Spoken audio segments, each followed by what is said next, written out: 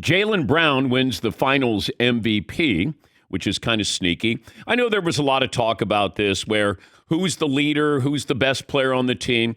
Jason Tatum is still the best player on the team. He's always going to get your best defender. And as a result, I thought Jaylen Brown stepped up. And by stepping up, it felt like he stood out, and therefore he won the MVP. The team still revolves around Jason Tatum. It's rare to have a championship team when your two best players play the same position. It doesn't happen. Normally you have your guard and your big man.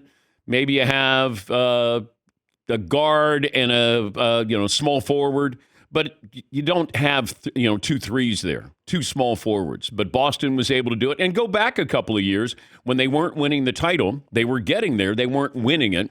Oh, you got to blow it up. You're going to have to get rid of Jaylen Brown. What could you get for Jaylen Brown? But Jaylen Brown played great. It feels like he played above what people thought, therefore he was more valuable. Jason Tatum was wonderful last night. And if you look at the numbers, I mean, those are impressive numbers. Those are historical numbers when you're looking at the Boston Celtics. But Jaylen Brown, the Finals MVP, Tatum had 31, 11, and 8. The first Celtic to have those numbers in an NBA Finals game since Larry Bird in 1986. And he averaged 25, 10, and 6 for the postseason.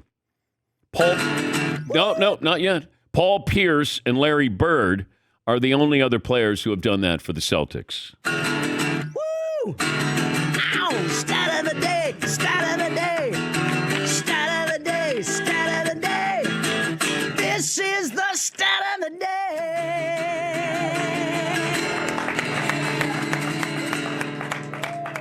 I was waiting for something with the Mavs last night, and I think that they basically gave you everything they had in Game 4. Boston's the better team, deeper team. And really, if you look at how it's constructed, you have to go back with some moves that were made. And the most valuable player for the Celtics might have been Dame Lillard, because Dame Lillard goes to the Bucks. The Bucks make Drew Holiday expendable. Holiday fills in whatever the gray area was for Boston this year. You had Al Horford in there. They picked up Kristaps Porzingis. Washington didn't want him. They had to pay part of his salary to send him to Boston. I mean, there's so many things that happen. Derek White trade with San Antonio. There's a Division II player. You pick him up and you're like, okay, this guy's pretty good. That guy, he plays hard. So you have to have those players. It's just like Denver last year. I can have Joker and Jamal. I got to have the other players. You can't win a championship with just two players, two stars. You must have those guys who are B players or C+ players. What do you need me to do? I'll do it. How long do you need me to do it? I'll be in there. I'll hustle. And that's what Boston had this year. It worked. And I know that we want to label, well, is this a dynasty? I think they had the chance to be a dynasty the last 5 years, 6 years. Winning a title doesn't mean you're going to be a dynasty. I think we thought Milwaukee could be a dynasty. I think we thought Denver could be a dynasty. Man, it's tough. And it's going to be tough for Boston again. You can't get greedy, but we do get greedy as fans.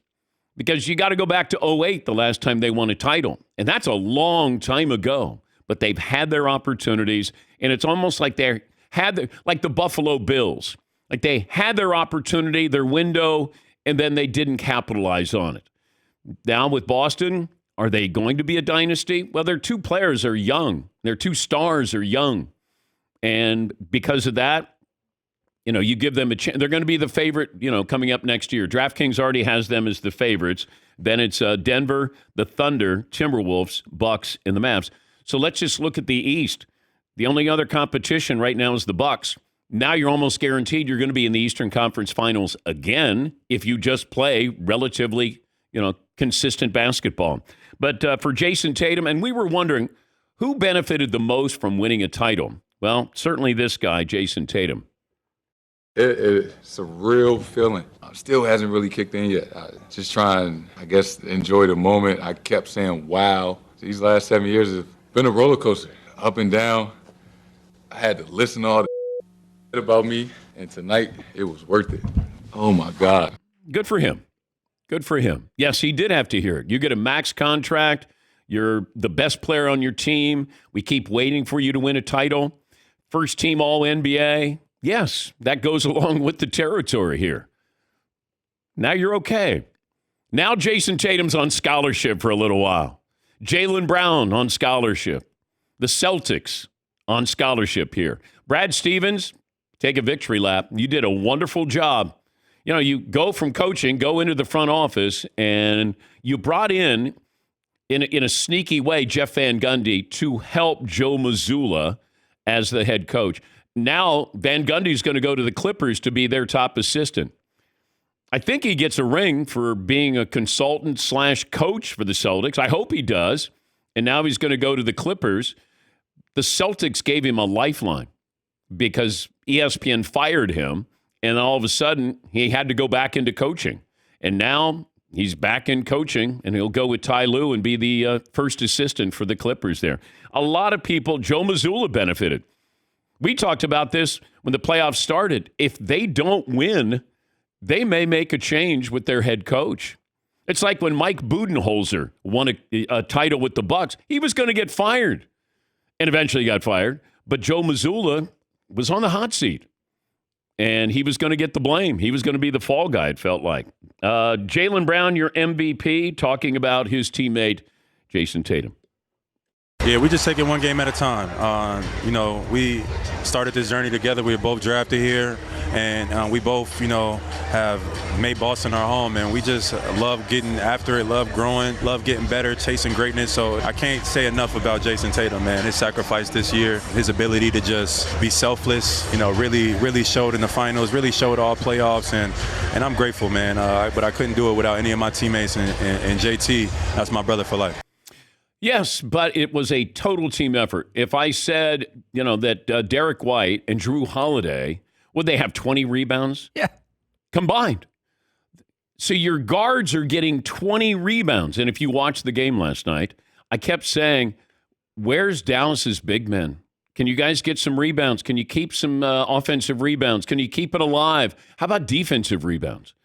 Boston is a better team, but I don't know if I can go, boy, lack of effort on Dallas's part. I just think when your third best player is P.J. Washington, you got to strengthen the roster here. I don't know if Dallas is going to get back. I think we saw some great things from them. I think they would consider this a good season, maybe a great season that they got to the finals. But if I'm looking at the West, this next season, you're not going to get back, I think, playing that kind of basketball. Because Denver got it just so that it matched up. Minnesota was geared to beat Denver, but Minnesota wasn't geared to beat Dallas. So, matchups are everything. Meanwhile, Boston was geared up to beat anybody. I kept thinking last night, if Denver was in the finals, it'd be a whole lot more entertaining. Dude, watching this I miss the Denver Nuggets so much this series. Never more so than last night when I'm going, I wanted to apologize that I've been taking you guys for granted. I'm sorry. I was wrong. I'm sorry.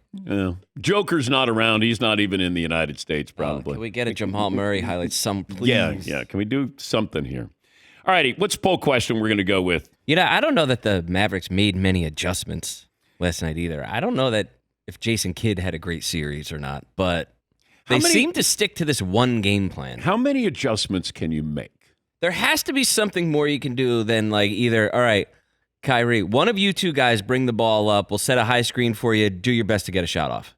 There has to be more of a game plan. Everybody else stand clear out. But they did what they did to get here. And now you're saying, hey, you got to adjust. I don't think they had. I mean, it was checkers and chess here. There's got to be something else you can do other than, we don't have the lob right now. Kyrie, you figure something out. Luka, if Kyrie's not going to do it, then you do it. There's got to be some. And if you're like you said with the big man, hey, could somebody just get a rebound? I know. Just get one rebound, just one. Yeah. We'll score, but you guys just help us out on the boards, please. What's the poll question we're going to go with first hour? I think we're going to go with, this is a bit of a bigger topic, but who will this title do the most for? Okay. Oh, by the way, we just heard from Mike Breen, who was on the call. Breeny will join us coming up in an hour from now. He was working for the mothership in ABC. All right, Seton. We have to narrow this down to 4, though. Okay. Okay? All right. Jason Tatum, Okay. obviously. Jaylen Brown, same category, obviously, right? Derek White. Okay. Okay. Al Horford. Horford's interesting. Well, he's got 2 NBA titles and he's got 2 NCAA titles. Is that right, Marv? He's got 1 NBA title. Oh, That was the one. Okay. That was the one. That was Yep. the one last night. That's why it was a big deal for Al Yes. Horford. we did it for Al. Yeah. This one's for Al. 37 years old. He's been in 15 playoff series in his career, and this is his first title for Big Al Horford. Okay. All right. Drew Holiday, That's his second, second. right? Yeah, he won one with Milwaukee. Now he's now gone into key piece territory. If you want to, that's going to get him another five checks easily, another 5 contracts. Okay. Oh, if you want to win, you bring a guy like me in off the bench, no problem. I got you. So Joe Mazzulla, Tatum, basically Brad Stevens. Brad Stevens. There's a lot of people benefiting. Who do I think benefited the most? I feel like it's between Tatum, Brown, Mazzulla, and Stevens. But that's just me. I would say Tatum, because if you're going to be labeled as one of the 5 to 7 best players in the game, you got to win a title here. Eventually, you got to win a title. And you've gone to the Eastern Conference Finals. You've gone to the NBA Finals. You haven't done well on the big stage in big games, and now you finally did.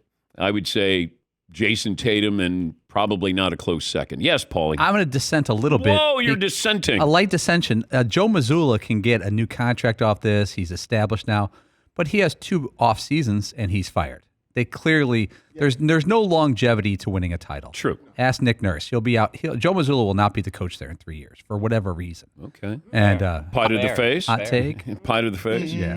Maybe our very last pie. And same 3 with Jason. years. Jason Tatum did a cleanup on aisle 5. He's uncritiquable until they don't advance to the finals next year. I look at guys like Holiday and Horford. These are kind of like on the cusp of being in the Hall of Fame someday. Guys who are really borderline. It's not an offensive statement to say they're borderline. Okay. But Drew Holiday, 2 All-Star appearances, career average of 16 points. He may have snuck a ticket to the Hall of Fame. Yeah. That's for the life. I mean, it's easier to get into the Basketball Hall of Fame Yes. than it is like the Football Hall of Fame, certainly the Baseball Hall of Fame. They're more lenient and they're inclusive of what you did with the college or international play. All right, yeah. I would say Tatum, though, because now you can validate. You can put that, you can rubber stamp. Now you're one of the great Celtics of all time. Got to win titles. Got to win titles, at least a title. Like Paul Pierce, if he doesn't win a title, then Paul Pierce is just a great scorer. He won a title. Then all of a sudden it's different. Yes, Marv. Yeah, I'm going to also go with Tatum. He's now in that Giannis and Joker category where he won a title with the team he was drafted by, All right. which means a whole lot. And now he's kind of on scholarship for a while because, look, this whole dynasty talk, relax, because now we're on year 7 of Tatum and Brown. I told you, they're life young. They're like midlife crisis NBA wise. I don't know if it's that. Well, they definitely were at the, you guys better do this quick. This year. Yeah, Yes. this year was a pivotal year for that. Kyrie is the one who is relatively young in life, but old in basketball. Because he came in at, 19? Now he's 32. Now he's Mr. Miyagi. He's got all this wisdom. Yeah? Wish I had a jumper. Yeah. Oh, Mr. Miyagi can play. Oh, he could? Yeah, good handle. Great, Oh. great hands. I had no idea. Wax on, wax off. Oh. Absolutely. But Kyrie, Kyrie, I think, has got perspective now of what happened and his role in that. He said, look, he didn't embrace the Celtics. He didn't embrace LeBron. Brooklyn was terrible. He knows that, the days are running out. He had this to say about Luka after the game. Did JB win Finals MVP? Yeah, that was big time to see that trophy in his hands. I think him and JT should have split it, but those 2 guys in particular have almost been like students and as well now becoming teachers in their own right. So to see them accomplish that, I'm really proud, and also extremely motivated to get back to this position in the next few years. Yeah, my bad. He was talking about Tatum and Brown, his former teammates there. And these guys, 6, 7 years into their career, and they're 26, 27 years of age, you still got a window of opportunity here. And I don't think the East is great. Let's say Paul George goes to the Sixers. All right, now you got my attention.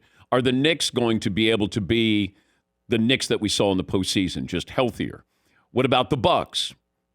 What about the Heat? Is there an outlier there? But if I'm Boston, I'm like, oh, I'm good. Nobody scares me here, at least not yet. Now you got a chance to be in the Eastern Conference Finals, maybe another NBA Finals. And I don't know if you can pencil in Denver because of what happened. Can I pencil in Dallas? Can I pencil in Oklahoma City? Houston's going to be, a team on the climb. Yeah, so you probably got 5 or 6 teams that are legitimately title contenders, or at least they can get to the NBA Finals in the West. In the East, it feels like it's Boston, and then we take a step back. I don't even know if there's a second team. I think you got to go down to number 3 before you go, okay, they got a chance. But you do have the hangover all the time. And then you're going to get players who want to get paid. Maybe they end up with other teams. Because Denver had that problem. They lost some players. And to me, that was a big difference. When you lose Bruce Brown, like you lost a really valuable player. And that happens sometimes. But I think what we saw, very impressive with Dallas. They were the best team during the regular season, and they showed that during the postseason.